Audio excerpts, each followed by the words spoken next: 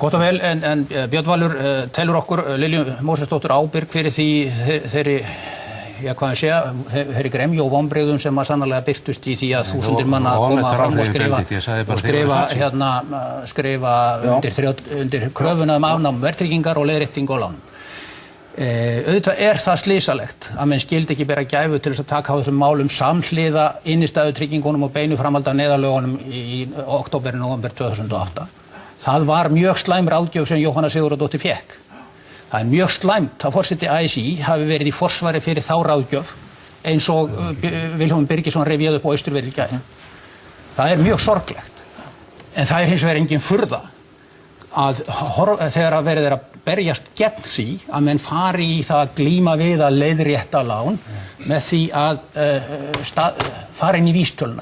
Það að segja breyta vísitölugrunninum og festa einhverja vísitölu til uppgjörs á til eðlilegra skuldaleiðréttingar. Vegna þess að þetta auðvitað fyrst og fremst oftaka. Það engin innistæða fyrir þeirri ávöxtun sem hrunið sjálft framkallaði í gegnum verðtrygginguna. Það engin innistæða fyrir henni og hefur aldrei verið. Þannig að lífeyrissjóðirnir að taka til sín væntan hagnað sem í raun og veru restin af þessu sem bóluhagkerfið skildi eftir. Og það ægilegt að forsvarsmenn launþega í landinu skuli koma fram og ríghalda í þessa oftekni. Þeir eru alltaf fyllir í stofunni. Þeir eru alltaf fyrstir til og það alltaf, það strandaræmilega allt þar. Og þetta verður hlutverk okkar núna þegar við komum inn á nýtt þing. Við verðum að sýna fólki okkur sé ekki sama.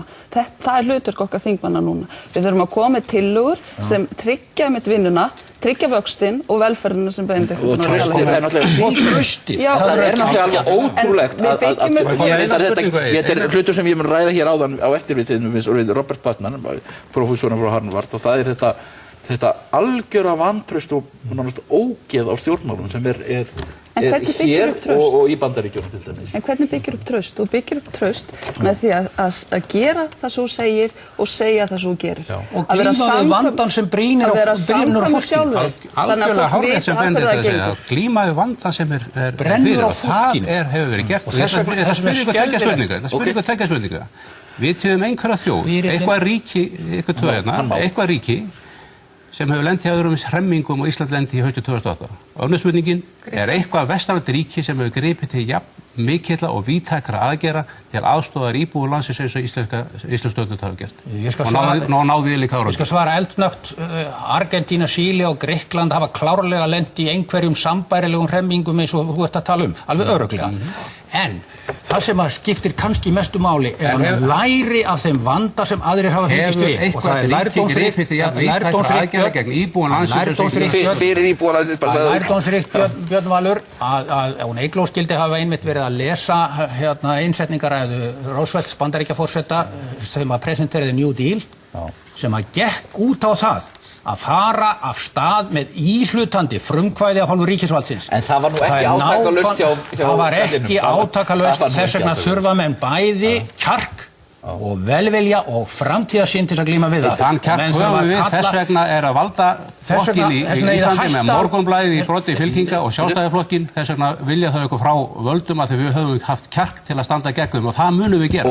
Björn Valur, ég vil ykkur ekkert frá völdum, ég vil að þið hlustið á fólkið ykkar og kallið til samstarfs sem að vilja vinna með ykkur. Allar okkar aðgerðir og þú svaraðir ekki seinni spurningunni vegna þess að svarið við henni ekki til. Það ein stjórnvöld á Vesturlöndum sem var gripið til jafn víðtækara og yfirgripsmikilla aðgerða til að hjálpa íbúum sínum eftir jafnvægislegt hrun og það íslenskt. Það eitt það að allar þær aðgerðir sem hefur eru til á Norðurlöndunum, það kannski eina aðgerð sem umfram það sem nú þegar til á Norðurlöndunum, það 110% leiðin og ekki hún reynst neitt íkja vel vegna þess að við erum með verðtryggingu. Svíar, Finnar, að gera það sama hér og gerist í Finnlandi? Að gera það sama hér og gerist í Svíþjóð á sínum tíma? Nei, við höfum farið aðra leiðir, það svínvirka og menn verða bara Ég ætla að nefna eitt.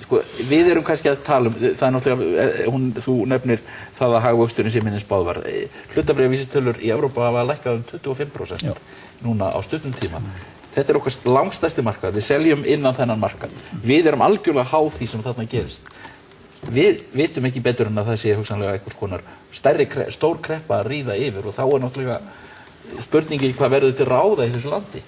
Að við erum náttúrulega að ná okkur sömuleyti upp úr þessu vegna þess að efnahagsástandið hefur verið betra í heiminum en menn héldu. En ef að kreppan fer í, ef við fáum tvöfaldalægð, þá vitum við ekki hvernig. Enda held ég að þetta sem við erum að fást við hér og þessi stjórnmálaumræða sem tíðkast hérna, það er ekki bara hér. Þetta er alls staðar í hinum vestræna heimi þegar maður er að lesa alþjóðapressuna.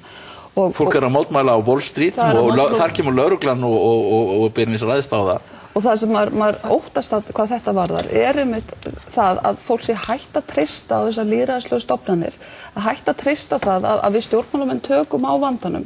Og það er það sem ég hef mestar áhyggjur af þegar við förum núna inn í nýtt þing, að við munum bara halda áfram á sömu braut og við erum búin að vera á þessu kjörtíðanbili, að við höfum ekki lært neitt af hruninu. Og það er líka vegna þess að þingið hefur ekki sýnt þetta hugrekki að koma fram með nýjar hugmyndir sem að fyrst og fremst tryggja hagsmuni almennings, heldur erum við of mikið með hjól í sömu hjólförunum og ég vil bara skora á stjórnarliða að fara að sýna hugrekki einu sinni og hugsa út fyrir ramman og finna leiðir til þess að afnema verðtrygginguna, til þess að viðhalda hér norrænu velferðarkerfi eins og þeir lofuðu. Vegna þess að það er það sem að fólki vill. Hvað er það sem erlendi sérfræðingar að segja? Ísland gerði þetta öðruvísi en öll önnur lönd og þegar ná betri árangur heldur en öll önnur lönd. Við verðum vist að slíta þessu. Það er bara niðurstaða, menn verður að viðurkenna það. Fleiri gesti í þáttinn. Benedikt, Lilja, Eygló, Björn Valur, þakka ykkur fyrir. Erum hér rétt á eftir í Stefáni Jóni Hafstein sem er staddur í Malaví í Afríku.